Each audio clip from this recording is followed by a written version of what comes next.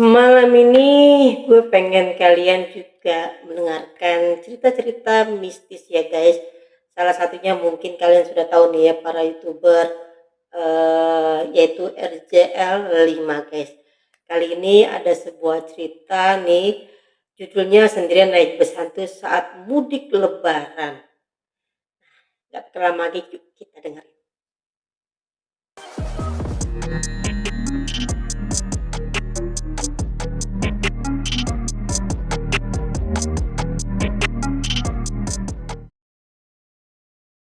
Cerita horor mudik terseram dari Lampung ke Bekasi.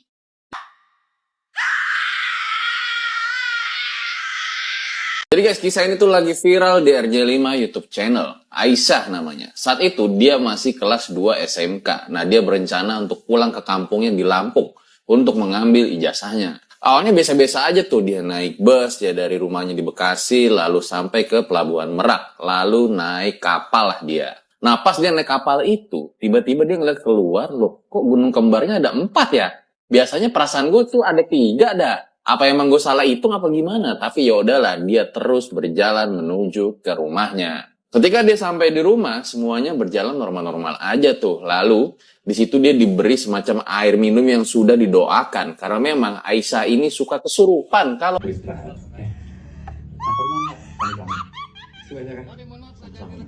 lagi di rumahnya. Selesailah tuh dia ambil ijazah, lalu istirahat sebentar dan dia pun pulang kembali menuju ke Jakarta. Nah, disinilah kejadian horor dimulai. Setelah sampai, lalu Aisyah mencari bis dong kayak biasanya loh. Tapi kok bisnya sama sekali nggak ada. Bener-bener nol tuh bis, nggak lewat sama sekali. Celingak kiri, celingak kanan, akhirnya Aisyah itu pergi ke flyover lah. Dia sana nunggu busnya. Nah, ketika lagi nunggu bus itu, tiba-tiba dia disamperin sama seorang kenek. Mau kemana dek gitu? Saya mau ke Bekasi nih mas. Oh ya udah naik bus kita aja, kebetulan bisnya itu ke Bekasi. Ya udah akhirnya Aisyah dibawa dan naiklah tuh dia bus. Tapi pas dia lihat bus itu, kok busnya kayak bus tua, udah gitu kumuh lagi. Tapi pas dia naik ke dalam, loh penumpangnya itu penuh dan rata-rata pada pakai kayak iketan kepala gitu. Aisyah milih duduk di depan di samping seorang ibu-ibu yang pakai kebaya dan dia itu bawa kayak koper hitam yang kopernya itu udah kayak jadul banget. Di situ ibu-ibunya juga bawa bungkusan kayak bungkusan tahu Sumedang tapi yang kayak bungkusan itu udah jadul gitu loh zaman dulu. Nah, di situ ibu-ibunya juga kerap kayak begini nih gerakan tangannya nih. Aisyah bingung ya, itu ibu-ibu mungkin pegel apa gimana ya, kok sering kayak gitu. Tapi ya udahlah, dia duduk aja di samping ibu-ibu tersebut. Aisyah mulai hubungin pacarnya tuh, dia bilang kalau dia tuh udah naik bis yang rame banget sambil dia foto lah bus tersebut. Tapi tiba-tiba cowoknya itu ngabarin, loh kamu naik bis katanya rame, itu padahal penumpangnya kosong semua. Kosong gimana sih? Aneh nih pacar gue, udah pikir Aisyah. Ya udah Aisyah nggak pedulin, mungkin pacarnya bercanda apa gimana. Dia pun akhirnya berjalan dengan bis tersebut. Pacar ya terus-terusan ngubungin Aisyah kayak orang panik gitu ya. Kamu itu naik bus kosong kok, bilang penuh gimana? Hati-hati loh, nanti bisa dihipnotis. Tapi Aisyah mikir kosong gimana? Difotoin lagi sama dia, lihat nih orang bisnya penuh kayak gini. Nah, di tengah perdebatan sama pacarnya itu, tiba-tiba Aisyah ditawarin nih, tahu yang dimakan sama ibu-ibu di sampingnya. Dok, mau tahu nggak? Oh, enggak bu, saya udah kenyang gitu loh. Aisyah sambil lihat juga ya ke belakang ya, kok ini bau amis apa ya? Oh, dia lihat itu ada orang bawa koper juga, kayak ibu-ibu tua gitu kopernya, dan ada di sampingnya itu kayak kurungan ayam. Mungkin bau amis tersebut ada dari ayam. Jalan terus, Aisyah bingung ya, ini bus kok lewat mana ya? Kayaknya gue gak pernah lewat sini deh. Dia lihat itu banyak pohon pisang gitu, dan kembali ada gunung kembar 4 rupa yang dia lihat pada saat perjalanan awal. Gue lewat mana nih kok? Sebelumnya gak pernah lewat sini gitu loh. Tapi ya udah Aisyah menyimpan pertanyaan-pertanyaan itu di dalam hatinya. Hingga dia lewat tuh busnya dengan sebuah ada hajatan gitu ya. Dengan suara gamelan yang sangat terdengar kencang. Nah, Aisyah terus perhatiin tuh hajatan tersebut. Di depannya, seperti ada orang lagi main boneka-boneka yang bikin dia jadi merinding. Ini hajatan apa ya? Kok hajatan kayak serem begini? Dan gak lama, tiba-tiba masuk tuh pedagang, karena emang lagi macet kondisinya ya. Pedagang itu masuk, menjual hal yang sama seperti di ibu sebelah. tahu Sumedang yang kelihatannya itu udah jadul banget. Bapak-bapak itu nawarin dagangannya ke Aisyah tapi ditolak. Lalu ibu-ibu yang di sampingnya itu nawarin lagi tahu Sumedang. Dok, kamu mau tahu nggak? Karena nggak enak mungkin terus-terusan nolak. Aisyah akhirnya ngambil tuh tahu lalu dimakan lah. Rasanya sih kayak normal-normal aja, tapi dia langsung ngantuk begitu makan tahu Sumedang tersebut. Di tengah rasa kantuknya itu, Aisyah ditanya lagi nih sama ibu-ibu di sampingnya. Dok, mbah kamu tuh udah wafat ya?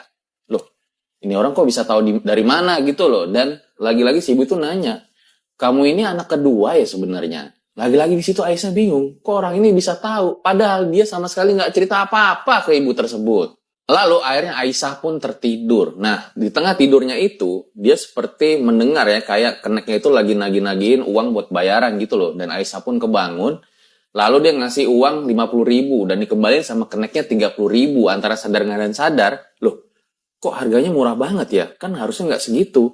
Dan ibu yang di samping tuh bilang, emang harganya segitu kok? Kenapa? Kamu kok kayak orang heran gitu? Perasaan saya harganya segitu deh bu. Emang segitu tarif dari Lampung ke Bekasi, ucap ibu tersebut. Aisyah yang bingung ya, kan biasanya dia pergi bolak-balik Lampung ke Bekasi harganya nggak semurah ini gitu loh.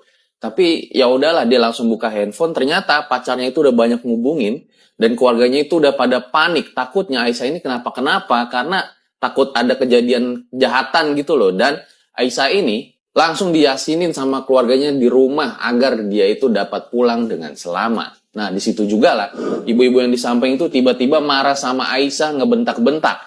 Cepat kamu pulang sekarang, kamu turun sekarang. Nah, ketika ibu-ibu itu marah, sosoknya itu berubah, jadi warna mukanya itu kayak merah gitu dan melotot. Aisyah tuh benar-benar serem, dan dia tuh bingung sebenarnya gue ini ada di mana ya? Udah akhirnya dia turun aja, dan ketika dia turun, di belakang itu kebetulan ada angkot nomor 11, di mana biasanya dia naik angkot nomor 11 itu di rumahnya. Kok gue udah sampai sini aja ya? Dan setelah kejadian itu, Aisyah dapat pulang dengan selamat. Tapi selama berminggu-minggu, dia terus dimimpikan didatangi oleh sosok menyeramkan dari ibu-ibu tua tersebut. Bahkan dia juga sering kerasukan sosok itu. Video lengkapnya ada di RJ5 YouTube channel. Oke guys, kalau kita lihat dari ceritanya RJL 5 ini kisahnya juga sama yang pernah kejadian di tahun 1997 guys, yaitu salah satu penumpang dari Surabaya ke Banyuwangi, yaitu ke terminal shuttle-nya Purbalaya, itu cuman sekitar 5 menit guys. Jadi seorang perempuan sih gitu ya mau pulang gitu kan, jadi bayangin gak sih mereka penumpang itu cuma 5 menit dari Surabaya ke Banyuwangi. Sebenarnya kan lumayan berapa jam ya dari Surabaya ke Banyuwangi itu. Nah ini cuma 5 menit guys.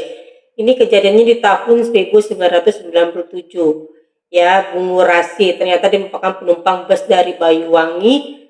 Salah satu saksi yang melihat penumpang bus itu adalah Safil Anam. Safil Anam merupakan salah seorang kru bus yang kebetulan malam itu berada di area terminal Bungu Rasi. Dia masih ingat betul kejadian janggal di luar logika manusia itu. Saat itu, Safil warga di sekitar terminal Bungu Rasi ini gempar karena pengakuan penumpang bus, apalagi pihak Nisun sampai turun tangan guys.